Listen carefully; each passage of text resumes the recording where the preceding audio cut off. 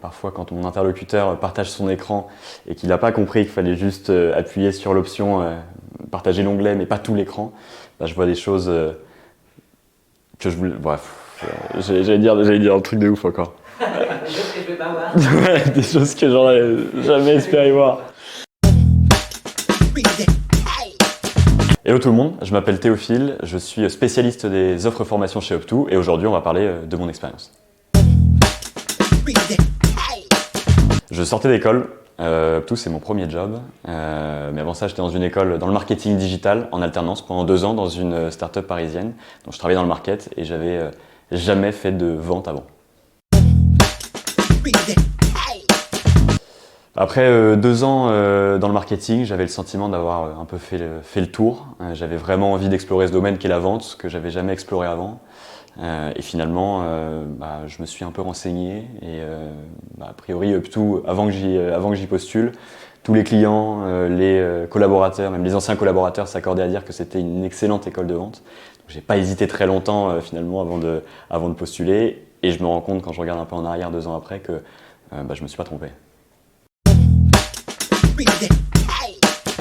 Il y a 2 choses que j'ai aimées. La première, c'est la transparence. J'ai fait un certain nombre d'entretiens avec pas mal de boîtes.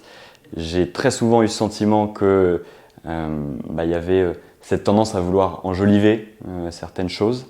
Chez Up2, pas du tout. Ça a été très franc dès le début. On m'a très vite projeté. On m'a dit ce sur quoi j'allais être attendu. On m'a aussi partagé les points forts évidemment de l'entreprise. On m'a aussi parlé des axes d'amélioration. Et ce qui finalement a eu tendance à me rassurer. Et le deuxième point, c'est l'aspect challengeant et très concret. C'est-à-dire que déjà j'ai échangé avec pas mal de personnes différentes, des managers, des membres du CODIR.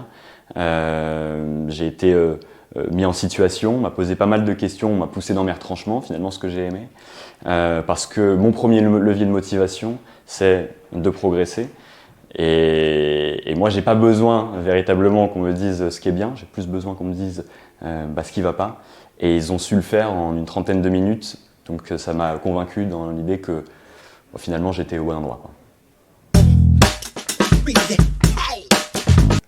Aujourd'hui chez Up2, je suis spécialiste des offres de transformation commerciale. Donc qu'est-ce que ça veut dire très simplement?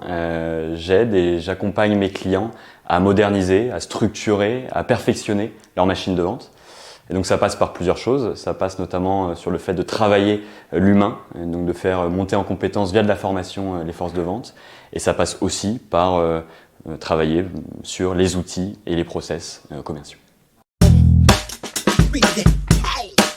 Ce qui me plaît chez Up2, la première chose, c'est finalement de parler tous les jours avec des patrons de boîte, de me dire que il y a 2 ans, j'avais jamais fait de commerce et aujourd'hui, je suis en capacité de les challenger, je suis en capacité de leur trouver des solutions, de parler sur des sujets qui sont parfois hyper stratégiques pour eux et de voir aussi qu'il y a une très bonne satisfaction pour ce qu'on fait. Je pense que je parle au nom de beaucoup de commerciaux, mais il est hyper important pour moi de croire en ce que je vends et de m'assurer que derrière, mes clients vont être hyper contents.